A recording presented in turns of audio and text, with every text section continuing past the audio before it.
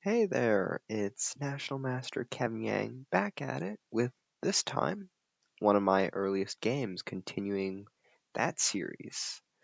So today I'll be presenting a game in which this was a very memorable tournament, and I actually tied for first place in this tournament. I was really proud of my progress, and so I wanted to share with you how I achieved it.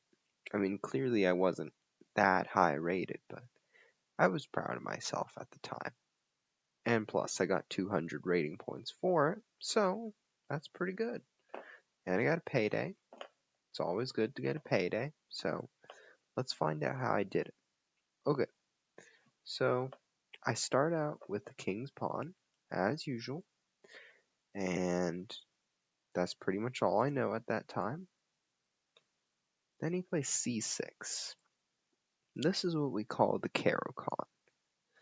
d4, and usually Caro-Kann players play d5, and then I could take, I could play e5, right? I could take.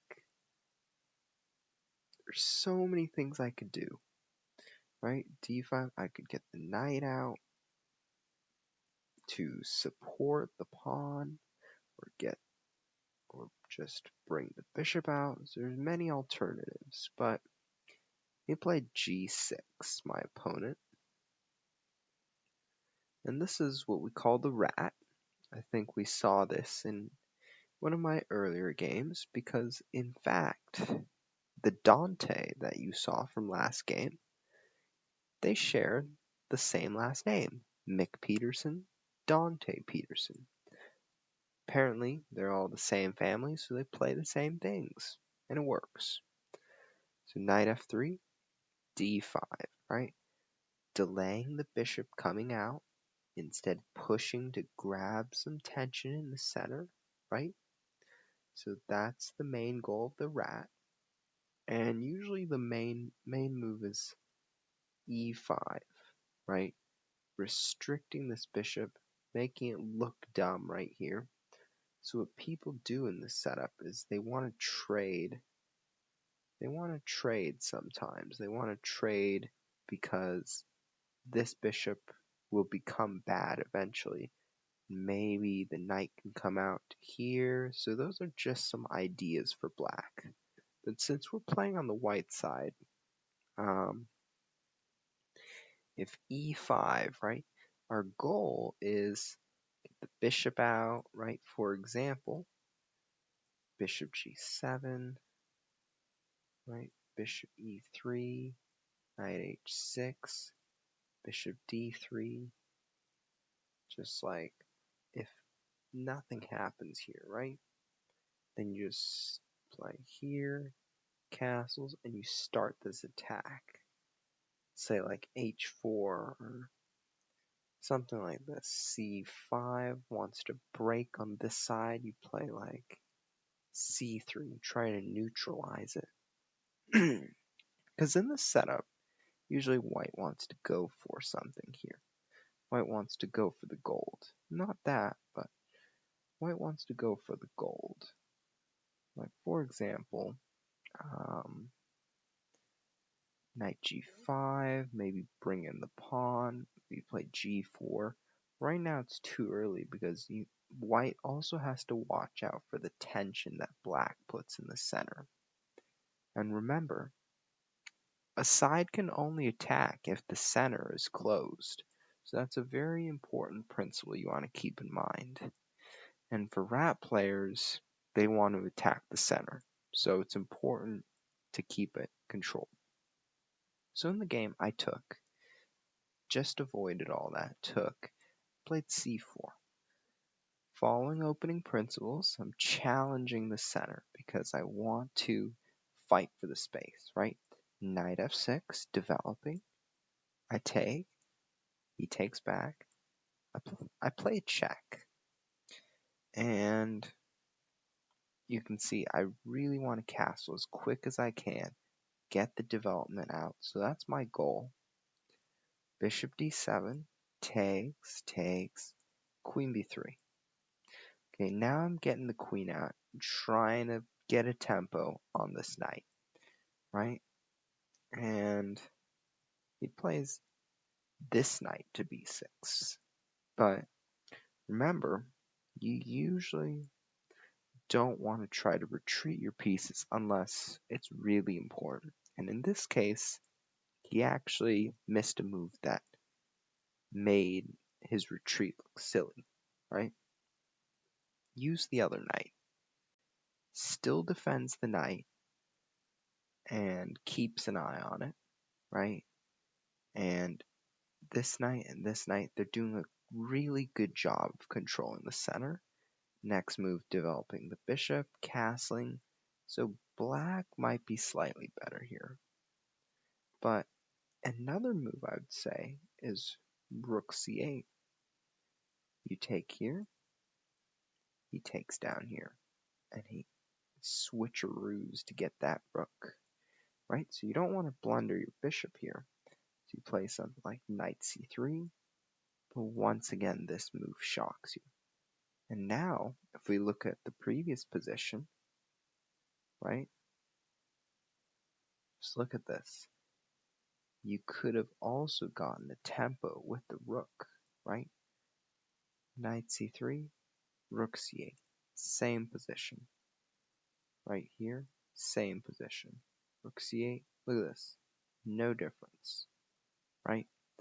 So maybe that was a little bit better for him, but he chose to retreat with the center knight. I castled, rook c8, little bit late for the threat on this bishop because now the rook guards it.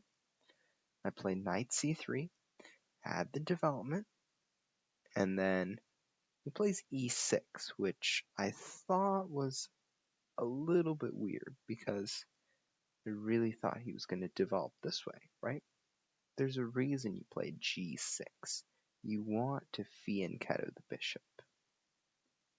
But I feel like he might have been worried about some knight g5 thing. But there is no threat after you castle. Bishop e3 to protect the pawn from the bishop, right? So bringing the rooks out, so that's my goal, but I wasn't directly threatening everything. So e6 was probably a mistake on his part. So instead of e6, just bishop g7, like I said, just develop naturally. But he played e6, rook e1 came out. Now I know that I'm ahead on development. I have pressure in the center, and I want to take advantage of that before he gets castled to punish him for his development, right? So he plays bishop e7. And the next move I find is really hard, but it's extremely crucial. I play bishop h6. Remember how I told you that he was supposed to develop this way? Well, now that he developed this way, these two squares get weakened, right? So for example, if bishop g7 happened, I can't play here because then he'd take that. So it was right for me to play bishop h6. I get this diagonal. I stop him from castling because my bishop guards this square, and therefore my opponent cannot castle. He plays queen c7. He tries to develop in a different way, but he's going to get punished. I line up the rook. I get the rook ready for armed battle, setting up the knight to come out, right? So he doesn't want to do that, but he plays queen d8, goes back. Seems a little bit pointless. He comes here and he goes right back, right? He just wasted a move. So I wasted no time. I went in for it. I'm heading for this square, the c7 square. And what I'm thinking is, okay, if I get there and he does not have his rook there, like as we see in the game, he plays a6. I take. He takes with the queen. I get the other rook out. Notice, you might think that this rook is hanging, but you have to really see this. The bishop is guarding the rook. Now, I don't think all of you saw it, but it's really important in chess to be able to see these long diagonals. So that's probably one move that he missed. Rook c1, queen d8. And now I got my purpose of what I wanted to do here. I played knight c7 check. He cannot move his king over because the bishop is grabbing that diagonal. Notice this bishop h6 move was extremely important in preventing the castling, in preventing all the things he wanted to do. And now knight c7, and he's forced to take with the queen because otherwise the king is trapped, right?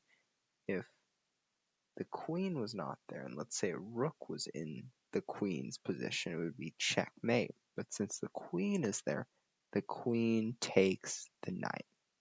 Rook takes, knight d5. Now he's thinking, okay, I want to try to attack this rook, right? And somehow get my king to safety. But I play rook c8 on the back rank. He has to guard with his bishop, and I'm going in for it. Queen takes b7. He plays knight b6. He's threatening to take the rook, right? But in fact, if I were to play this position again now, I see a quicker checkmate. Now, it's probably really hard to spot this at a beginner's level, but the move is knight e5. And what this move does is I try to look at the weaknesses in black's position. So one of the weaknesses is, of course, with this king. But secondly, we're threatening checkmate, right? And it's really hard to guard it because the bishop is pinned, right? The knights are left hanging. Let's say knight back. Then what simply happens? Takes, right? Or you could take the bishop, or you could play queen c7, which is in fact the best move. And then this leads to checkmate because this bishop is really important in guarding the diagonal, right? And you look at this, queen c7, the other knight goes, and this checkmate happens, right? So it's all lethal. So knight b6, but in the game I did play queen c6, making it more like check straightforward. Like in as a beginner, I just try to check, and checkmate. That's what I was taught. Knight e5, going in for the kill with the knights, right? This knight is pinned. He adds an extra defender to the knight. He takes. I played queen takes to simplify. King e7, bishop g5 check, right? And my queen may be coming to this square, right? And so it's really deadly, and this is where my opponent resigned. In fact, I could have had a quicker checkmate here. Knight e5, king e7, queen d7, king f6, queen takes f7. Also checkmate. So I'd say the main reason why I won this game is, for one thing, I got my pieces out quicker, right? He didn't quite take advantage by playing knight here or by playing rook here, but those are hard moves to spot. So instead, the most crucial mistake of his was e6, delaying this development and letting my bishop get to h6. And then I got to do all the powers. Notice, once again, you don't want to waste any move. So queen c7, and you went back, maybe that wasn't the best. So hopefully you learned something from this video.